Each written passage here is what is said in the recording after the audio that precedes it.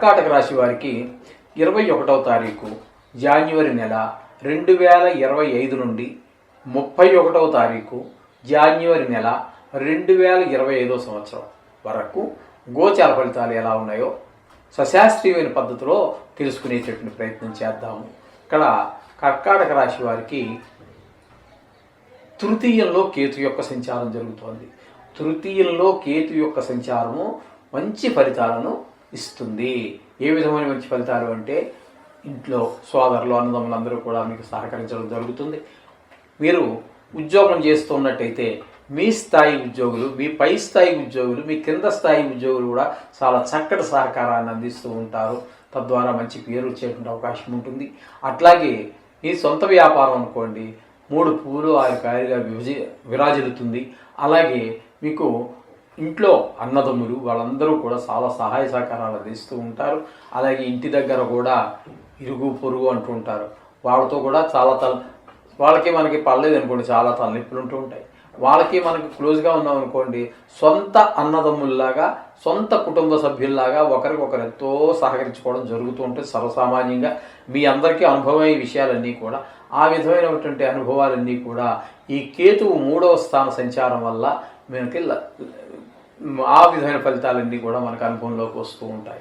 ఈ విధంగా కేతు సంచారం చూపించుకోవాలి. ఇకపోతే బుధుని యొక్క సంచారం కనుక మనం చెప్పుకోవాలి అంటే 6-7 స్థానాలలో బుధుని యొక్క సంచారం జరుగుతూ ఉన్నది. 6వ స్థానంలో ఒక 3 రోజుల పాటు, అలాగే 7వ స్థానంలో 7వ స్థానంలో ఒక 8 రోజుల పాటు ఈ బుధుని యొక్క సంచారం జరుగుతోంది.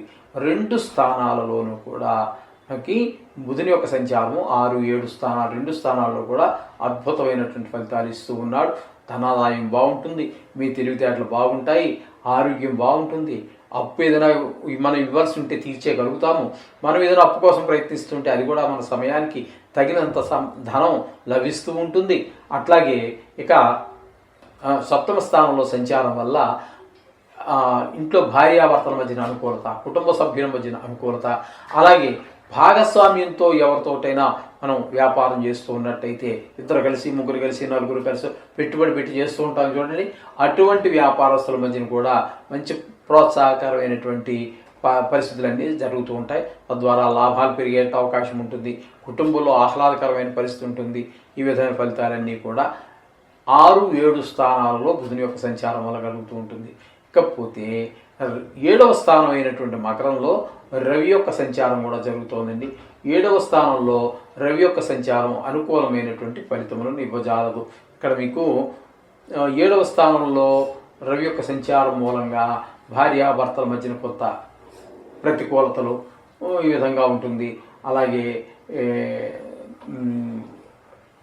కొంచెము ఇబ్బందికరమైన పరిస్థితి ఏంటంటే మన భాగస్వామ్యంలో వ్యాపారం చేసే వాళ్ళ మధ్యన కూడా కొంచెం అభిప్రాయ భేదాలు వచ్చే అవకాశం ఉంటుంది. ఆరోగ్యం, ముఖ్యంగా ఆరోగ్యం మీద కూడా కొంచెం భార్య ఆరోగ్యం మీద ఎక్కువగా దెబ్బతీసే అవకాశం కూడా ఉంటుంది. ఈ విధమైన ఫలితాలని 7వ స్థానంలో రవి యొక్క సంచారం వల్ల జరుగుతూ ఉంటుంది. ఇకపోతే శుక్రుని యొక్క సంచారం కనుక మనం తీసుకున్నట్టయితే 8-9 స్థానాలలో 8-9 స్థానాలలో భాగ్యస్థానంలో శుక్రుని యొక్క సంచారము జరుగుతోంది. 8వ స్థానంలో మీకు ఒక 8 రోజుల పాటు సంచారం, ఒక 3 రోజుల పాటు భాగ్యస్థానంలో సంచారము జరుగుతుందండి. ఇక్కడ 2 స్థానాలలోనూ కూడా శుక్రుని యొక్క ప్రభావం మీ మీద అత్యంత శుభప్రదమైనటువంటి ఫలితాలన్నీ ఇస్తూ ఉంటుంది.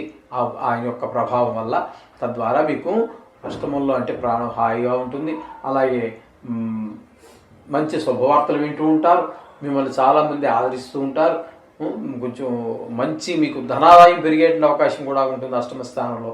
అలాగే భాగ్యస్థానంలో సంచరించే 3 రోజులు కూడా మీకు ధనాదాయం బాగుంటుంది. అలాగే ఈ లలిత కళలో అయినటువంటి సంగీతం కావచ్చు, సాహిత్యం కావచ్చు, నృత్యం, శిల్పం ఇట్లాంటివి ఎందులో మీకు ప్రవేశం ఉన్న మంచి అవకాశం ఉంటుంది, ప్రోత్సాహం లభిస్తుంది. ముఖ్యంగా సినీ రంగంలో వారికి, టీవీ రంగంలో వారికి, సోషల్ మీడియాలో ఉన్నటువంటి వారికి అనుకూలమైనటువంటి ఫలితాలన్నీ కూడా వస్తూ ఉంటాయి. ఈ విధమైన ఫలితాలన్నీ కూడా శుక్ర భగవానుడు మనకి కర్కాటక రాశి వారికి ప్రసాదిస్తూ ఉన్నారు. అట్లాగే శని భగవానుడు అష్టమంలో సంచారం చేస్తూ ఉన్నారు. దీన్ని అష్టమ శని అని కూడా అంటాము. అష్టమ శని అనేటటువంటిది కొంచెము ఇబ్బందికరమైనటువంటి పరిస్థితులన్నీ కలగజేస్తూ ఉంటాడు. అది దానికి మనం శనికి జపం చేసుకోవటమో, లేకపోతే ఈ వారం 10 రోజుల్లో వచ్చే శనివారం రోజున నవగ్రహాల దగ్గరికి వెళ్ళి ఆ శనివారం రోజున ముఖ్యంగా ఆయనకి తైలాభిషేకం అంటే ఒక తీసుకోవటం, అంటే పంతులు వారే చేయాలని లేదు, మీరు కూడా ఓం నమ శివాయ అనుకుంటూ కాస్త నువ్వులను తీసుకుని ఆయన నెత్తిని పోయటం, లేకపోతే నువ్వులు తీసుకుని ఆయన పాదాల దగ్గర పెట్టుకుని చేయటం, ఇవన్నీ కూడా చేస్తే కొంచెం ఆయన యొక్క ప్రభావం మన మీద తగ్గే అవకాశం ఉంటుంది. ఇకపోతే భాగ్యస్థానంలో రాహు యొక్క సంచారం కూడా జరుగుతోందండి. భాగ్యస్థానంలో రాహు సంచారం కూడా మంచిగా ఫలితాలను ఇవ్వజాలదు.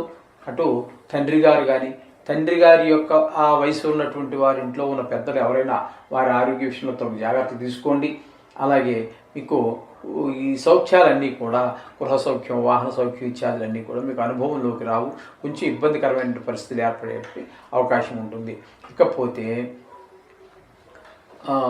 దశమ స్థానంలో గురు సంచారంగా మనం చెప్పుకోవాలి. దశమ స్థానంలో గురువు యొక్క సంచారం శుభ ఫలితములను ఇవ్వజాలదు. వృత్తిపరమైనటువంటి ఇబ్బందులు కొన్ని కలగజేస్తూ ఉంటాయి. మీరు ఎంత పని చేసినప్పటికీ మీ యొక్క యజమాని అంటే బాసు మిమ్మల్ని మెచ్చుకోకపోవటం, ఏంటంటే ఇలా చేశారని చెప్పి ఒక మందరించటము జరగచ్చు. లేదా సొంత వ్యాపారం అనుకోండి, కొంచెం వ్యాపారం సరిగా నడవకపోవటము, తద్వారా ధనాదాయం తగ్గటము, ఇట్లాంటి పరిస్థితులన్నీ కూడా సొంత వ్యాపారం అయితే జరుగుతూ ఉంటుంది. ఈ విధమైన ఫలితాన్ని గురువు ప్రసాదిస్తూ ఉన్నారు.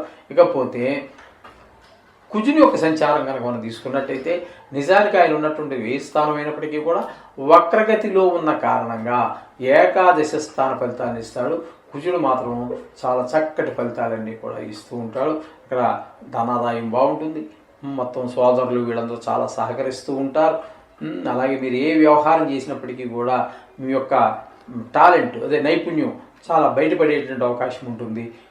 ఈ విధంగా చాలా మనసు అంతా ఉల్లాసంగా ఉత్సాహంగా ఉండటము, ఇవన్నీ కూడా మనకి కుజుని యొక్క ఏకాదశ స్థాన ఫలితంగా మనం చెప్పుకోవాలి. ఈ విధమైన ఫలితాలన్నీ ఉన్నాయి.